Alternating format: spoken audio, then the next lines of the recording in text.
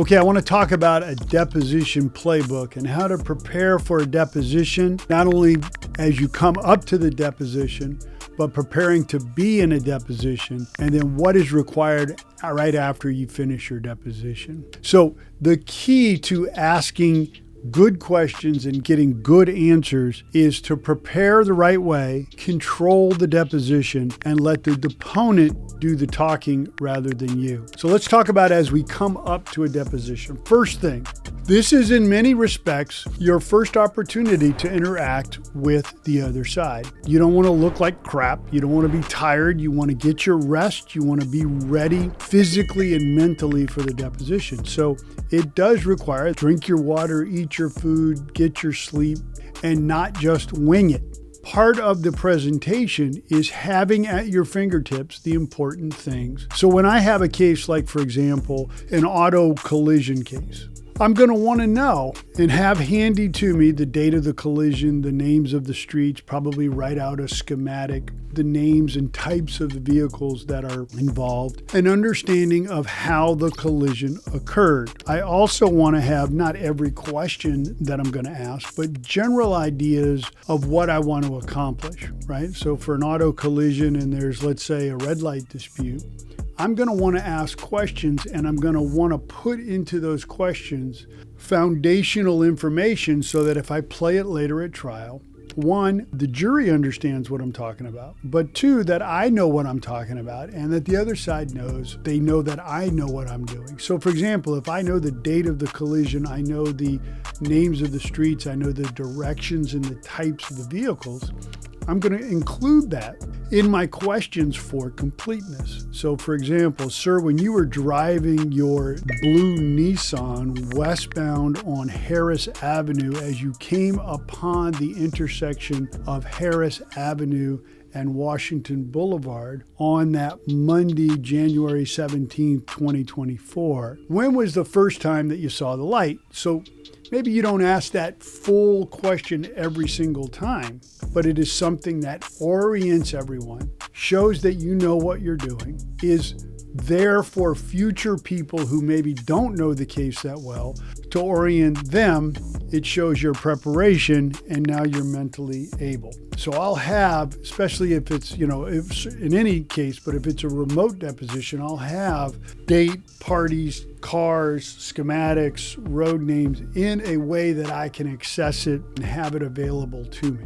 But when you're in the deposition, again, as I've talked about in other videos, when you control the room, right, whether it's live or on video, you got to look good. You got to dress well. You cannot, in my opinion, be so good and think you're so amazing that, you can take a depo with ratty jeans and a t-shirt and whatever, that you can have, garbage in the back of your office. All of those things make subtle differences and make impressions immediately that help you control or not control a deposition. And then, as I've talked about in other videos in more specifics, control is about asking a question and getting an answer. And if you don't get an answer to that question, then push for an answer. We use the Stewart versus Colonial Western case and the Emerson Electric case to avoid the lawyers on the other side from interfering, and by making the deponent write out schematics, act out things.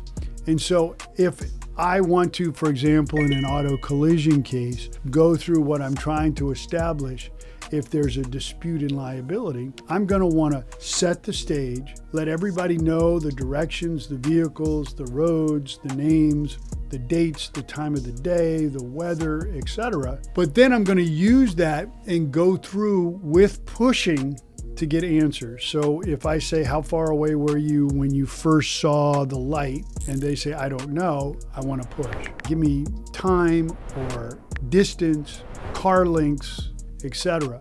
And if they can't give me, then I want to give a range. And I want to try to my best to get an answer. But the very best way to control a deposition is to pause until you get the answer. How far away were you when you first saw the light? I don't know. Give me your best estimate. Usually they'll fill in the blank. I don't know, I'm not sure, but.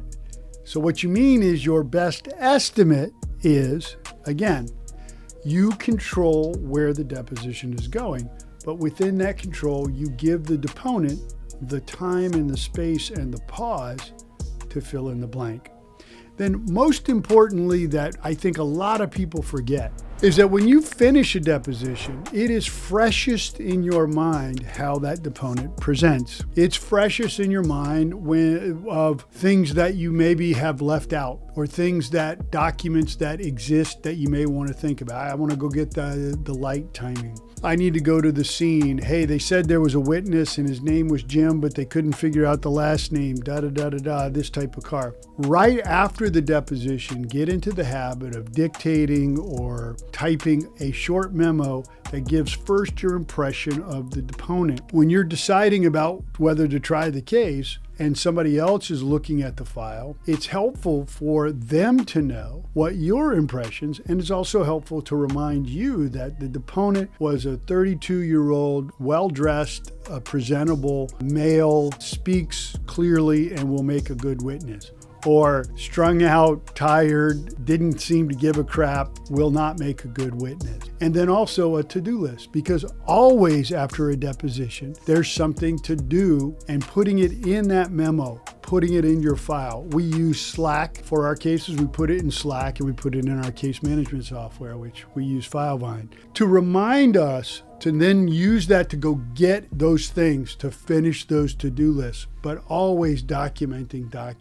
That is how you prepare for a depo, that is how you take a depo, and that is how you document what happened in the depo. These are critically important as you litigate a case. Come on now.